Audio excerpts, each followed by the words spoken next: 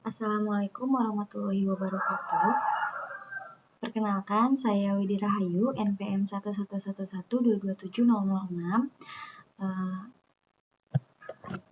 Saya akan menjelaskan sedikit tentang bagaimana cara mengolah data kuesioner menggunakan Smart PLS 4 atau SEM untuk memenuhi salah satu tugas statistika bisnis. Baik, langsung saja kita ke new project. Kemudian kita buat nama sesuai dengan penelitinya.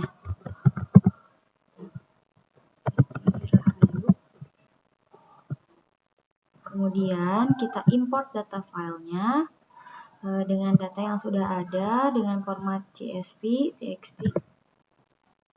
Kemudian setelah ada, kemudian kita import. Lalu kita tunggu.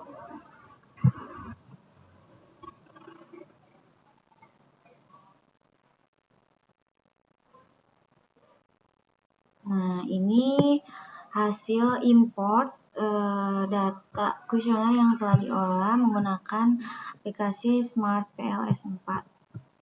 Kemudian kita back, kita create model, kemudian pilih yang PLS SEM dan buat model name-nya dengan PLS SEM. Save.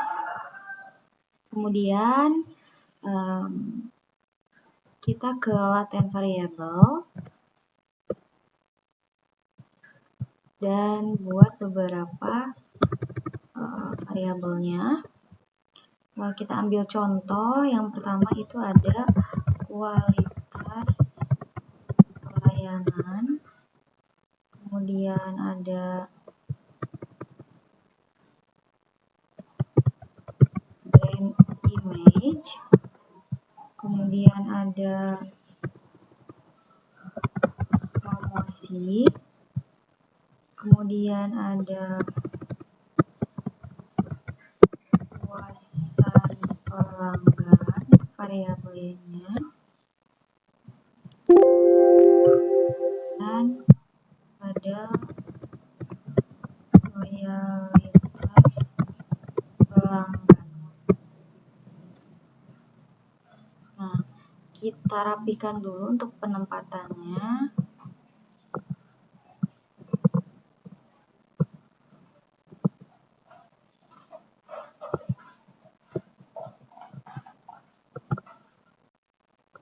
Nah, setelah itu kita connect atau kita sambungkan dari variabel ke variabel lainnya. Yang pertama itu variabel kualitas pelayanan ke kepuasan pelanggan. Kemudian sama ini juga dari brand image ke kepuasan pelanggan. Kemudian ada promosi juga ke kepuasan pelanggan. Setelah itu kita dari kepuasan pelanggan ke loyalitas pelanggan. Nah, sambungkan juga tadi data tumpuk kita pisahkan sedikit. Nah, kita konekkan juga dari kualitas pelayanan ke sini juga,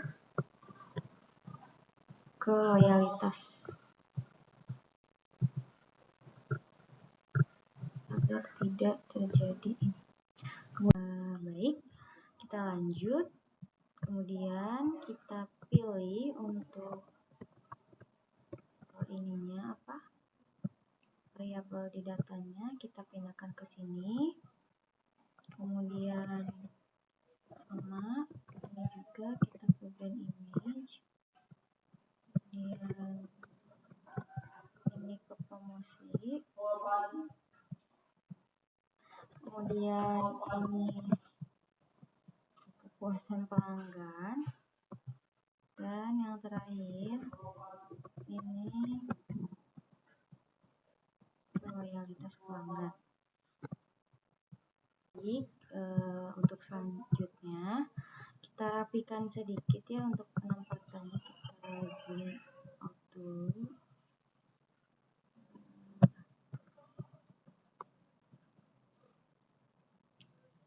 kemudian kita rapihkan agar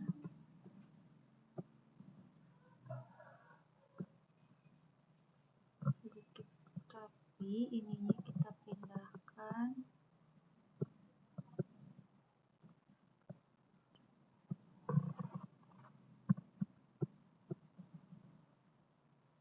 Sebelah sini. Setelah itu kita calculate menggunakan PLS SLM algorithm. Nah, ini untuk datanya, kemudian kita pakai yang default saja, kemudian start calculation.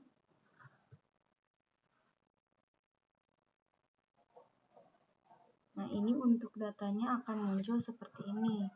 Final resultnya, ini sudah ada angkanya. Kita zoom out sedikit. Baik, untuk selanjutnya kita lihat ke outer loadings.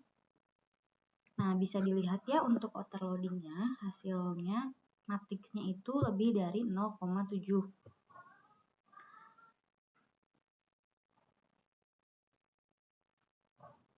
Nah, jadi di sini uji validitas dulu, lihat jika outer loadingnya itu di atas 0,7 atau berwarna hijau maka lolos. Nah, jika merah itu tidak lolos, dan karena kan ini semua hijau jadi lolosnya semuanya. Seperti itu. Jika ada yang merah atau tidak lolos itu bisa di-cut atau dibuang. Seperti itu. Baik, nah setelah itu kita lihat di reliability dan validity. Nah, untuk countback alpha dan untuk countback alpha, reliability dan validity-nya itu sudah valid ya. Untuk semuanya nilainya hijau juga, jadi tidak ada yang merah dan nilainya valid seperti itu. Nah, untuk R-square-nya sendiri itu lebih dari 0,33, jadi untuk data kepuasan pelanggan dan loyalitas pelanggan juga itu dapat digunakan atau valid. Kemudian kita kembali ke edit, lalu kita ke calculate, pilih yang bootstrapping. Nah, kemudian ini untuk maksimum ininya 500.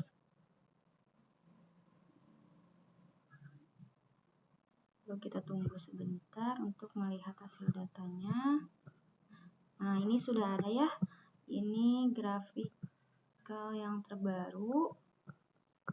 Nah, mari kita lihat di koefisiennya. Kita zoom. Nah, di sini itu ada warna merah dan warna hijau. Nah, untuk warna merah itu berarti variabelnya tidak mempengaruhi variabel lain. Nah, dalam artian untuk brand image dan kepuasan pelanggan itu tidak berpengaruh terhadap kepuasan atau loyalitas pelanggan. Nah, yang berpengaruh di sini itu ada kualitas pelayanan mempengaruhi kepuasan pelanggan. Kemudian untuk opsi lainnya kita juga bisa melihat di total indirect. Di sini brand image, kualitas pelayanan maupun promosi itu tidak berpengaruh terhadap loyalitas pelanggan. Kemudian kita juga bisa lihat di total effect. Di total effect di sini ada dua variabel yang berpengaruh terhadap ada satu variabel X yang berpengaruh terhadap dua variabel, yang mana kualitas pelayanan berpengaruh terhadap kepuasan pelanggan, juga berpengaruh terhadap loyalitas pelanggan. Terima kasih atas perhatiannya. Untuk tutorialnya saya cukupkan sekian. Mohon maaf bila dalam penyampaian atau pemilihan kata terdapat kesalahan. Wabillahi taufiq wal hidayah. Wassalamualaikum warahmatullahi wabarakatuh. Terima kasih.